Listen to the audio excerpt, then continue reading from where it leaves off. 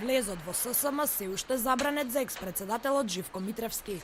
Тој побара од владата да се поништи решението на министерката Мила Царовска, со кое се легитимира изборот на Дарко Димовски за ВД председател.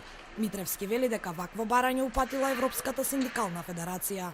Ја повикуваме и владата на Република Македонија да постапи по барањето на Светската федерација како единствен и највисок надлежен синдикален орган да го поништи решението на министерката Царовска, да го поништи овој административен акт со кој со насилен упат променето е легитимното раководство и легитимниот председател Митревски, да го прогласи за незаконско.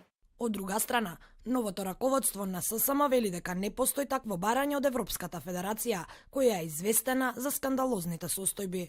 Немаат барање, тоа е чиста лага, до нас нема ништо дојдено. Ние веќе во петокот и денеска ги информираме сите надлежни меѓународни институции што се бават со синдикатот.